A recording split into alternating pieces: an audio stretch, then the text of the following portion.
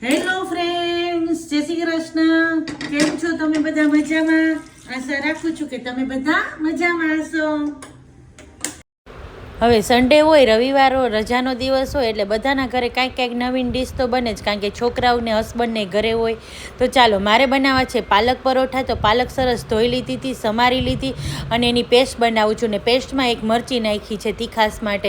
હવે લોટ બાંધી લઈ. લોટમાં મેં મોણ નાખ્યું છે, મીઠું નાખ્યું છે અને આ પાલકને પ્યુરી બનાવી છે એ નાખ્યું છે અને થોડું એવું જીરું નાખ્યું છે. લોટ બંધાઈ ગયો છે. હવે બનાવવું છે દમાલું. બટેટી બાફવા મૂકી દીધી છે અને સૂકા મસાલા નાખી અને આપણે આ એકદમ શેકી લેવાનું છે. તો આમાં બધા સૂકા મસાલા નાખ્યા છે. ધાણા જીરું નાખ્યું છે. ધાણા જીરું મીન્સ ધાણા જીરું નહીં, ધાણા અને જીરું નાખ્યું છે. આખા ધાણા અને જીરું એ બધું સરસ શેકાઈ ગયું હતું. એનો મસાલો કરી લીધો છે. બટેટી બફાઈ ગઈ હતી. બટેટીમાં જો આ રીતે કટ લગાવી લઉં છું. હવે એમાં 1 ચમચી તેલ નાખી દઉં છું, હળદર, મીઠું અને ધાણા જીરું નાખી અને એકદમ હલાવી લઉં છું. હવે આ બટેટી બાફેલી હોય ને એને થોડી એવી આપણે સેલો ફ્રાય કરી લેવાની અને ઉપરનું પણ જ્યાં સુધી ક્રિસ્પી થાય ને એટલું સેલો ફ્રાય કરવાનું. એટલે શું, આપણે વઘાર કરીએ ને ત્યારે બટેટી ભાંગી ન જાય. હવે એ જ વાસણમાં મેં તેલ લઈ લીધું છે. એમાં જીરું નાખું છું, હિંગ મૂકી અને જે આ ટમેટા ને ડુંગળીની પેસ્ટ બનાવીને એ નાખી દઉં છું.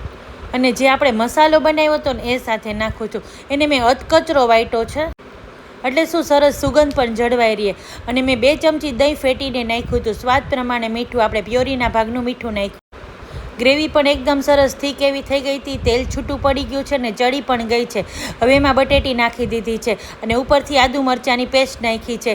થોડી કસૂરી મેથી નાખી છે. હવે આને એકદમ સરસ ઉકળવા દેવાનું છે.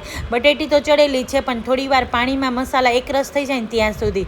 હવે પેન લઈ લીધું છે. એમાં તેલ મૂકી દીધું છે. જીરું, હિંગ, સૂકું મરચું નાખ્યું છે અને મેં આ મકાઈ બાફી લીધી હતી વાટકો ભરીને. એમાં નાખી છે મરચી.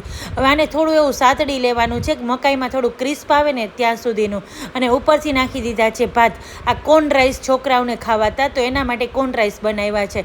તો સાથે છે થોડું ચીલી ફ્લેક્સ અને ઓરેગેનો, આ બે નાખ્યું છે ને મીઠું તો મેં નાખ્યું જ. તો ભાત બાફવામાં અને મકાઈ બાફવામાં એટલે હવે મીઠું નથી નાખીતી. ઉપરથી ચીઝ મૂક્યું છે. હવે ચીઝને મેલ્ટ થવા દેવાનું છે, પછી ગેસ બંધ. હવે ચાલો ટ્રાયંગલમાં પરોઠા ઉતારી લઈએ. તો મસ્ત પાલકના પરોઠા ઉતરે છે અને 1 બાય 1 હું પરોઠા ઉતારી લઉં છું. અને સાથે બનાવ્યું છે રાઈતું. ડુંગળી અને બુંદી નાખીને મેં રાયતું બનાવ્યું છે ને આજે મેં વઘાર નથી કર્યો. જીરું પાવડર, મીઠું નાખીને સરસ રાયતું તૈયાર છે. હવે જો સરસ ચીઝ પણ મેલ્ટ થઈ ગયું છે. થાળી પીરસી લઈએ.